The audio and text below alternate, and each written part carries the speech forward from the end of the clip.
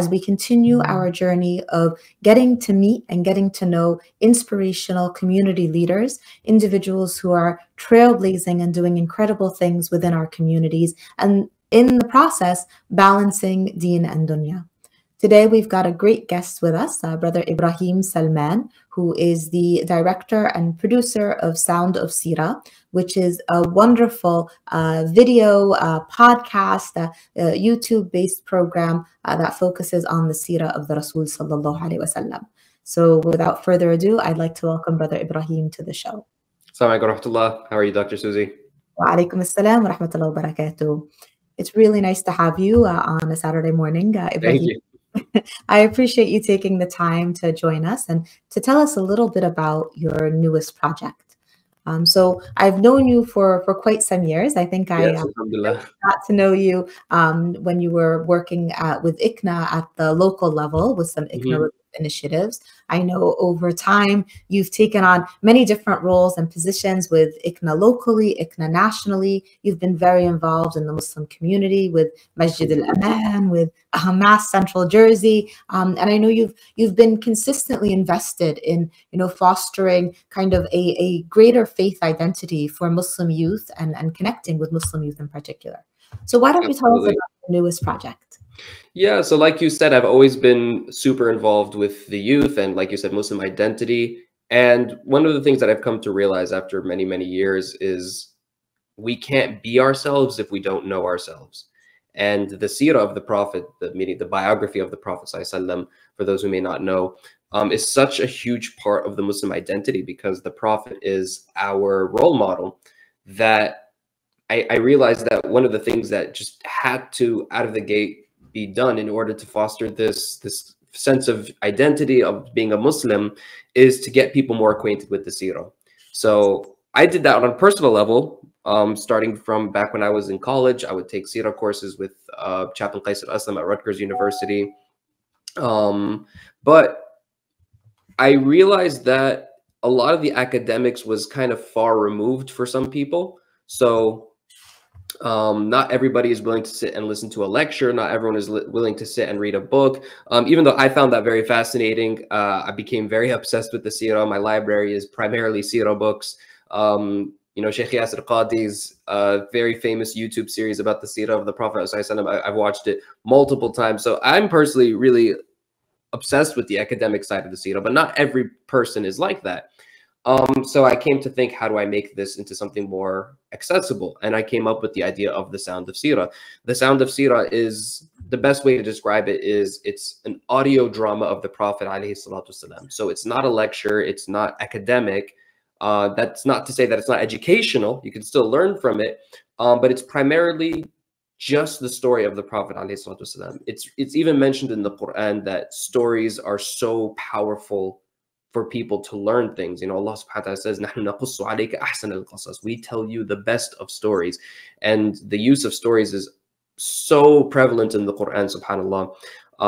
And the seerah is one of the greatest stories ever told. And it's a true story. That makes it even, a double whammy from there. So it's not just fun and engaging, it's also a true story. It's not fiction. So when I created the Sound of Seerah, it's basically an audio movie of the Prophet ﷺ. There's sound effects, voice actors, nasheeds. It makes you feel like you're there, and there's no visuals. And the reason we did no visuals was Islam has always been an oral tradition, and the Seerah has always been an oral tradition. And in our faith tradition, we're typically against portrayal of images in general, definitely against our Prophet ﷺ. So if you watch, any seerah movie, there's no image of the Prophet ﷺ, and we wanted to continue with that. So it's a fully audio experience. That being said, even though there's no images, you still see everything because of the immersive experience that we created. MashaAllah, that's amazing. I love the premise behind it, kind of, pulling our youth in particular, but also I think adults, to become more engaged in the history of the life of the Rasul sallallahu alaihi wasallam, and, having it kind of come to life. Yeah. So we heard in the clip that we started our program with, and also I got to watch the full episode actually online for chapter 1, and I found myself, I had hopped in thinking, oh, I've got about 15 minutes or so. I'm just going to listen to part of this, but it was so engaging that I found myself, continuing to listen to the full program. And I noticed that there are details that are incorporated in the telling of the seerah of the Rasul sallallahu alaihi wasallam, of the life of the Rasul sallallahu alaihi wasallam, that to me were very eye-opening.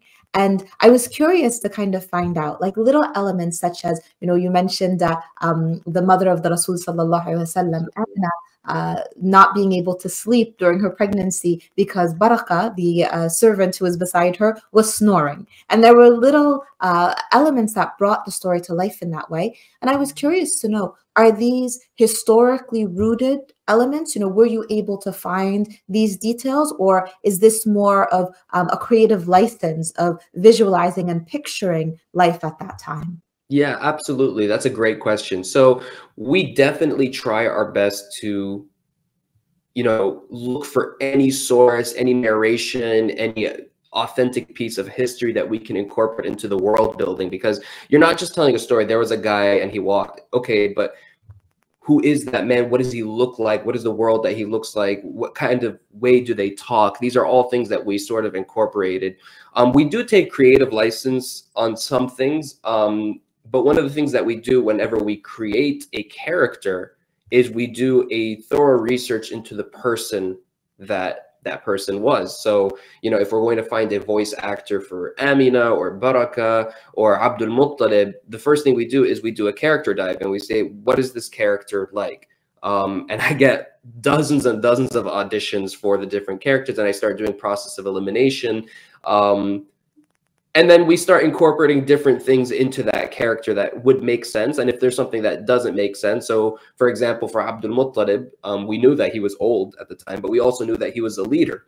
So I didn't cast a frail old man that sounded like he was going to drop over any second now or should have been on a wheelchair, because Abdul Muttalib was described as having a presence when he walked in that people felt. And, we cast somebody that had the ability to, speak and direct energy when he spoke, and he had that charisma. So that's how we typically incorporate different character elements. Some of it is creative license. I don't have any particular narration that says that Baraka snores a lot, but that's one of the things that we wanted to include, that she is part of the household. And slavery is something that's very far removed from modern Muslims. We're not really aware of how it worked or anything like that, so we kind of wanted to incorporate that.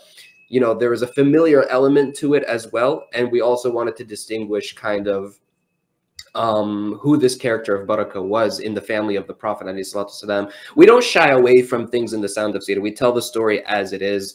So, Baraka was a slave, and she was technically owned by the Prophet ﷺ, but we see the gradual change of where she started off till the end of the story, where she's basically the mother of the Prophet ﷺ, a freed woman who loves him and decided to live with him out of pure affection for him, subhanAllah. Yeah. And I love that you bring that up, because, I was just the other day at a lecture giving a talk on women in Islam, and the question of actually slavery came up, which is a common one that comes up. And, I think, unfortunately, the English language doesn't always capture the depth and the breadth of the descriptions, whether it's in the Quran or at the time of the Rasul sallallahu alaihi wasallam. And so, you think of the terminology of slavery and its negative connotations, and that's a very Western concept. Whereas when we think of the description of, females who, for lack of a better term, we apply the word slave to, in Arabic, they're described as she who one's right hand possesses, which is very different, of course. And that sense of being part of the family, being connected, I definitely felt that in how you described kind of the relationship between Baraka and, even at the birth of the Rasul sallallahu alaihi wasallam, being there, carrying the child.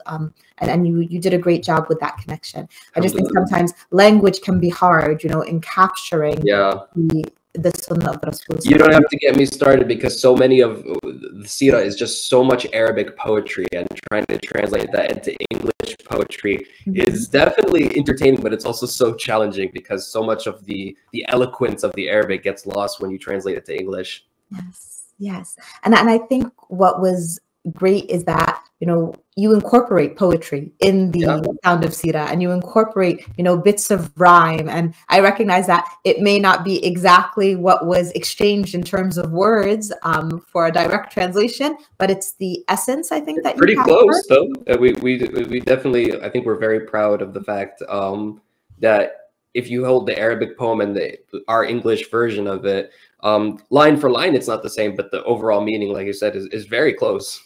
Yeah, subhanallah, subhanallah. So let's take a step back, Ibrahim, and let's talk a little bit about how you journeyed into this space, because it's definitely one of those out of the box careers. You don't usually think like, oh, what am I going to do? I'm going to create a podcast about the Sirah of the Rasul. Walk me through your journey. I know you were born in Texas. Let's start there. Tell me a little bit about where things went from there.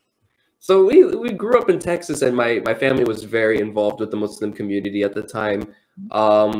My dad was a public speaker, and most of my childhood memories in Texas were like being involved in the masjid and Sunday schools and different events. And there was always some community event going on. So we were always involved with that. But one thing that my parents did that I didn't realize was unique until I started meeting other people was that they got us very involved with reading books at a very young age. So, at least once a week, we were going to our local public library and checking out whatever the maximum amount we were allowed to check out was. Barnes and Noble was also a very common trip. So we were reading a lot of books, and especially for me and my older sister, who she actually is in the Sound of Sira as one of the actors, but she won't let me say who exactly. But we were very, very involved from a young age with telling stories. And by middle school, we were already reading these fat novels with like 800 pages. And my sister, subhanAllah, I have never seen someone go through books like my sister. She will take a novel that's hundreds and hundreds of pages, and in 2 days she'll be done with it, and she's already moving on to the next one.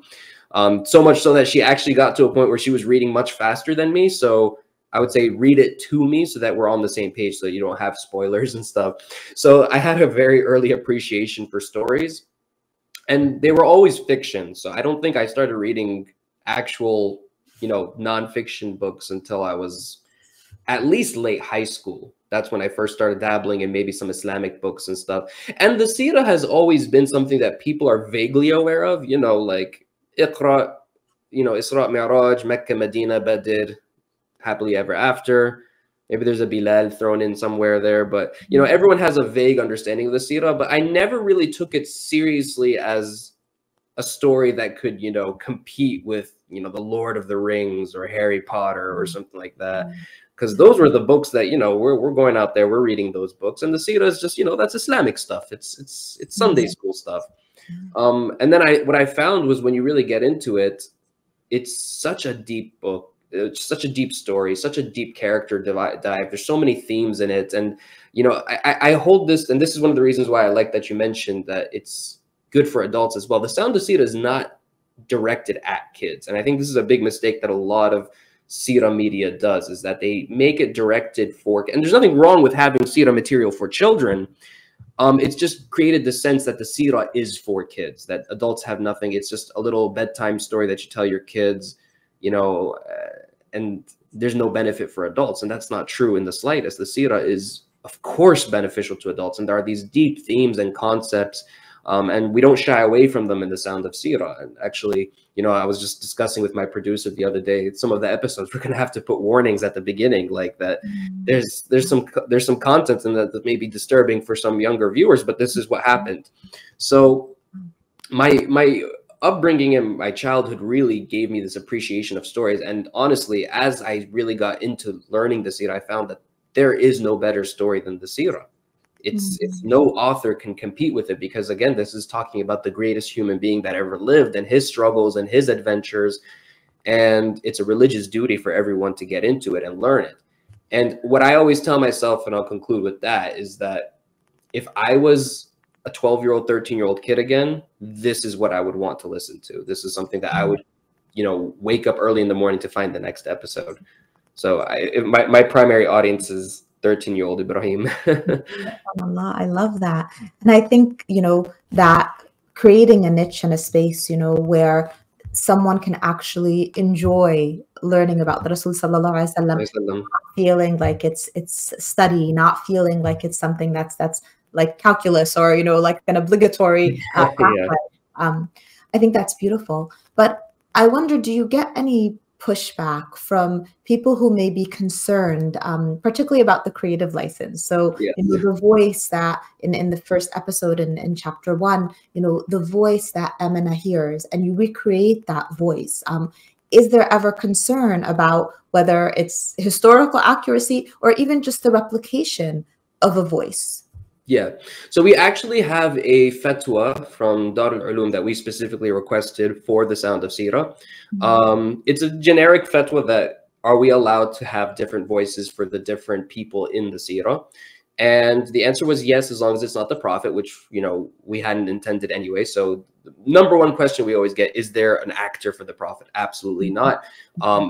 There's narration of what happened. So I will say something like the Prophet walked in and you'll hear footsteps, for example. But it's no different than an imam who's saying, for example, the Prophet, peace be upon him, said, and he'll say what the Prophet said. Now, is he acting the Prophet? Not necessarily. And that's what we do with the Prophet. We have seen some pushback for some people who may not be comfortable with hearing certain voices, I guess, for some of the characters. But that's more of a personal, I guess, issue. And one of the things that I've noticed, just to being brutally honest, when Muslims are uncomfortable with portrayals of things that they have rightfully so to be uncomfortable with, they still end up watching it. So, you know, even some of the non-Muslim movies that have been produced about prophets, like say The Prince of Egypt, you know, I think that was by DreamWorks. That's a movie that, you know, does a lot of portrayals that Muslims would not be okay with, and yet millions of Muslims have watched it. And they go in knowing, okay, this we're disagreeing with some of the things, but we're still enjoying this movie. The Yusuf as-Siddiq series that actually portrayed the Prophet Yusuf, millions of Muslims have seen that as well. They can be uncomfortable with it, but the need and the want and the desire to actually consume this content is there. I would say the Sound of Seerah is much, much more conservative than anything a non-Muslim has produced, and definitely more conservative than some of these series that have been produced even by other Muslims, in the sense that the issue has always been visuals, and we just have zero visuals whatsoever. And that's not even just from a portrayal aspect. We just always sat back, and if we were going to make a movie of the Prophet, we can't show the Prophet, who is the main character. We can't show any of the angels. We can't show any of the mothers of the believers. We can't show Isra and Mi'raj. So it's like, what are we making a movie about? We're basically making a movie about the enemies of the Prophet, and that's not what we want to do. So the pushback has always been kind of more on a personal level. I have not been canceled yet by anyone. And again, I think the argument is there. The fatwa is there that what we're doing is not that much different from what imams on the minbar are doing. Right. And I think anytime you introduce like a new medium, you know, doing it as a podcast, doing it as a, you know, something that's on YouTube. And like you said, there's no visuals, but the verbiage is so engaging that it almost plays like a movie without a screen, you know. Yeah, a movie with sound. Yes, absolutely. So let's go back to 13-year-old Ibrahim. So you're 13, you know, you're reading a lot, you know, you're in and out of masajid, Sunday schools, you have a sense of community. Where did your journey begin to take you towards a path of entering into like the world of Muslim service, working with ICNA, working with the masajid, working with youth, prior to engaging with the Sound of Seerah? So when I first moved to New Jersey, I came for college. To study. And one of the first things that I did, believe it or not, people always think I'm joking when I say this, but one of the first things I did when I was in college was I joined Bible study. Because, you know, the environment of, you know, university and college is so different than high school and what you're used to. And I just felt like, wow, this is kind of overwhelming. There's so much out there. There's so much to see. And one of the first interactions I had was a Christian missionary that had a table basically giving dawah to me. And she liked my answers, and she asked me, what church do I go to?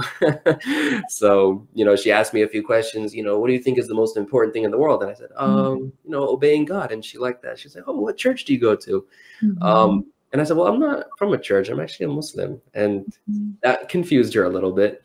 And that was the first experience I had with giving dawah. So I joined their Bible study, and, you know, there were some friendly days, and then there were some maybe a little more heated conversations and stuff like that. We were all young. But from that moment, I realized, you know, America as a whole has this freedom that a lot of other places don't have. And, you know, I feel like we would be asked by Allah subhanahu wa ta'ala, as you're living surrounded by non-Muslim neighbors, non-Muslim co-workers, non-Muslim students, what did you do to tell people about Islam?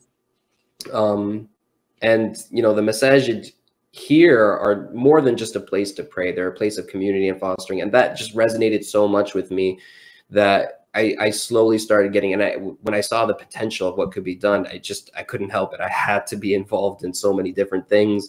You know, whether it's youth work or education or mental health work, or just, you know, creating these institutions that help people. I mean, ICNA Relief, you know, I always say we do so many things, and there's only so little of us, right? And that's one of the beautiful things about ICNA Relief, why I loved it so much. It says one day we're doing food distribution, the next day we're back to school, the next day we're just doing a webinar raising awareness about mental health. You know, there's just so many things. So, you know, it was just very overwhelming, but I was like a kid in a candy shop, because I'm like, we can make a difference. We have that ability. We just have to be willing to put in the time and put in the effort. And it's the most rewarding. I'm sure, you know, it's extremely rewarding when you actually start doing it.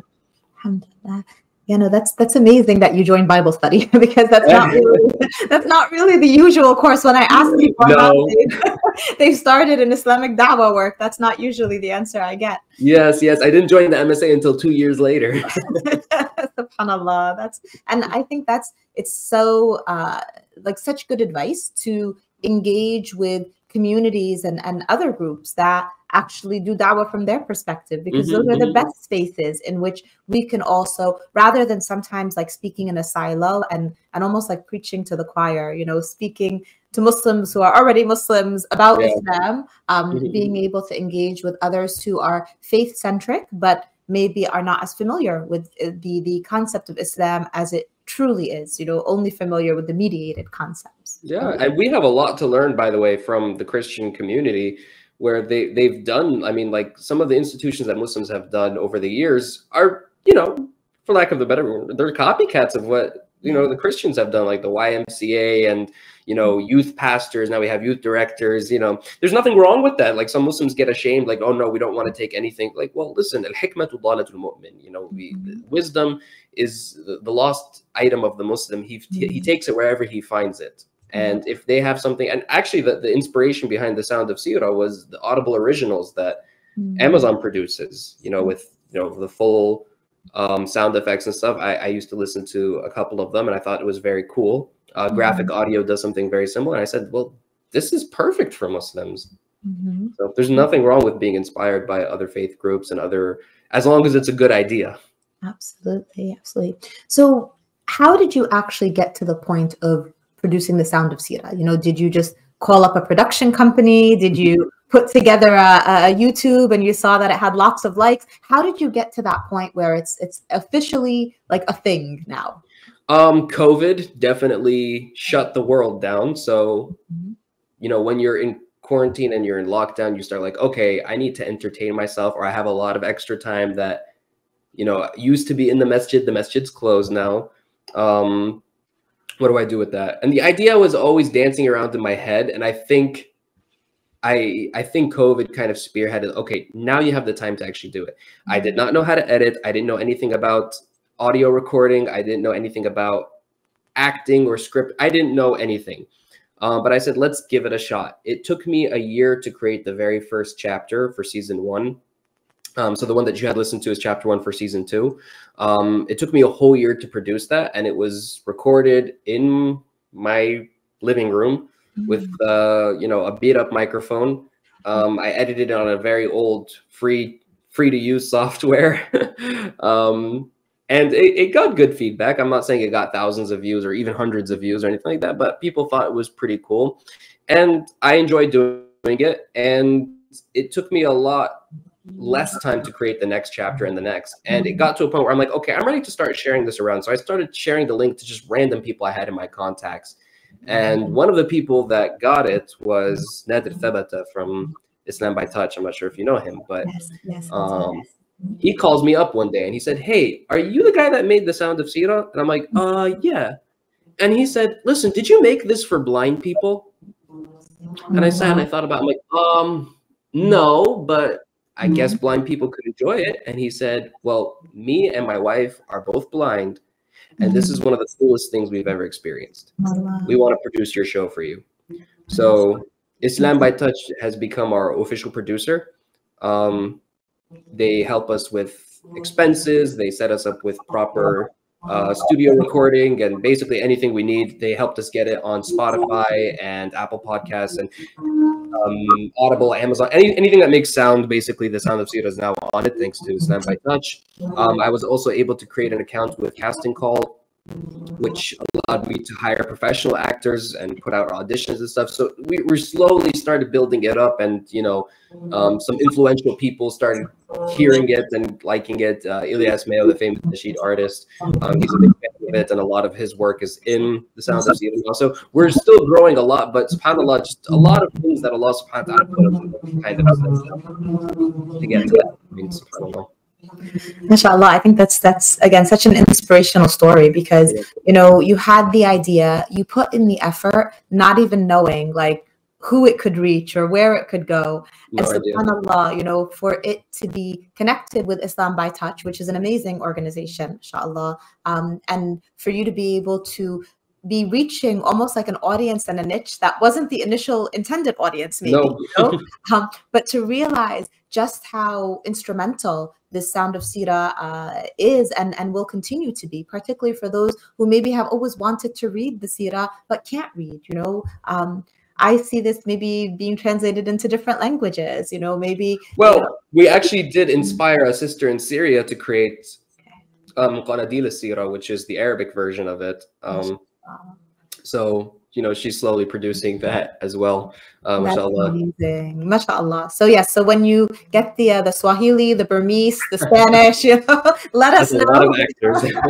Because we can definitely use that. And I think it could be an incredible da'wah tool. Definitely. The sky's the limit.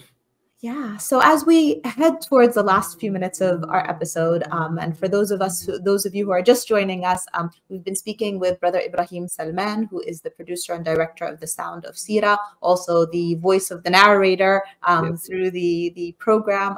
Just an incredible program guiding us through the Sirah of the Rasul sallallahu alaihi wasallam with amazing sound effects and just an engaging storytelling style that's really like nothing I've heard before. And I'm excited because my intention is to go back and with my family and with my children to make sure that we listen to all of these episodes, because I think there's just so much depth and breadth in them. Yeah, and when you go back, like I said, season 1 is complete and we just finished the first chapter of season 2, you'll actually see the progression. You'll hear the first chapter, like, okay, this sounds very amateur, and as it goes, you'll slowly start seeing it get better and better. Subhanallah. Okay, subhanallah. So I might just stick with where I started, because that was very professional, mashallah. Well, I don't want to deny you the goods, because we're still proud of our work. You'll just see that it does get better. No, that's amazing. No, I'm definitely going to be checking that out. So in the last minute or two, Ibrahim, we like to kind of ask a personal question of each of our guests that joins us. Being someone who's, at the front line of a lot of community events, community engagement, I tend to see you at a lot of the fundraisers and programs that I speak at as well. Being someone who's running this, initially like a startup that you're trying to get going, knowing that, there's also living expenses, there's trying to function day to day. I know you're newly married, so from a personal perspective, how do you find that balance working in a space that is very deen centric, that we know may not be as monetarily rewarding, while also living in the dunya, which of course has the difficulties that we tend to see in those spaces? SubhanAllah, I think, well, first of all, I do have another full-time job in finance, so I do that, alhamdulillah. But there was a time when I was doing full-time, just pure dawah work, when I was working full-time with ICNA Relief as their outreach coordinator. And even now, when I'm working with MAS and I'm working with different organizations, both voluntarily and paid, and through whatever time I can find. The Sound of Seerah is my own project. I'm not getting paid for it. It's really a nonprofit, and it takes up a lot more time than any other project that I've ever done, subhanAllah. The key word is barakah. And really, Allah subhanahu wa ta'ala puts barakah in your time, puts barakah in your money when you're using it for good, subhanAllah. Like, you could have a lot of free time and still not achieve anything if you don't have the barakah in it. Yeah. So jazakallah khair. Yeah. I over the years, I just found, I just found that, like, when you do put that time in, even if you have very little, like, you will be able to achieve a lot, especially when you're doing it for the sake of Allah subhanahu wa ta'ala. Thank you so much for sharing that, and may Allah Azza wa Jal grant you more and more barakah in the work that you do. And you as well. May the Sound of Seerah be, incredibly successful, and may it reach many ears and hearts and minds, and impact them through developing that love of the Rasul sallallahu alaihi wasallam. And maybe one day it will be, your full-time focus, and something that allows you to be able to sustain that balance of deen and dunya. So for all of our viewers, thank you for joining us today. Be sure to check out The Sound of Seerah. It's available on YouTube, on Spotify, on Audible. Anywhere you can hear things, you'll find it. Be sure to find it, like it, share it. It's an incredible initiative, and we wish Brother Ibrahim all the success in dunya and akhirah, inshallah, on this journey. Jazakumullahu khair. Wassalamu alaikum.